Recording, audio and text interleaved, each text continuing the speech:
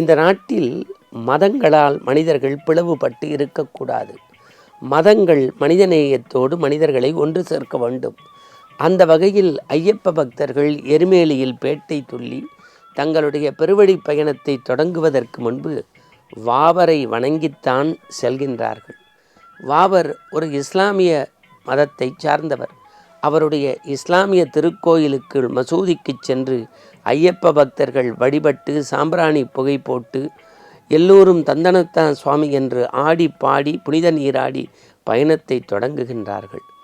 இந்துக்களின் புண்ணிய தெய்வமாக இருக்கக்கூடிய ஐயப்பனுக்கு நாள்தோறும் அரியராசனோடு பாடல் நம்முடைய அவர் பள்ளியறைக்கு உறங்கச் செல்கின்ற போது செல்லக்கூடிய இடம் இயேசுதாசனுடைய இனிய குரலில் ஒலிக்கக்கூடிய அரியராசனம். இந்த நாட்டில் பாருங்கள், எல்லோ மதங்களையும் கடந்து இறை வழிபாடு எப்படி மனிதத்துவத்தை செய்கிறது.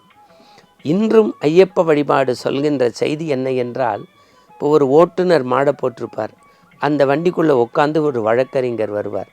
ஒரு மிகப்பெரிய ஆஸ்பத்திரியினுடைய மேனேஜிங் டைரக்டர் மூத்த மருத்துவர் மாலை போட்டிருப்பார், அவருடைய இல்ல பணியாளரும் மாலை போட்டிருப்பார். ரெண்டு பேரும் ஒருத்தரை பார்த்துக்கிட்டா சுவாமி சரணம்பாங்க. ஏனென்றால் மனிதனையே தெய்வமாக காட்டக்கூடிய வழிபாடு.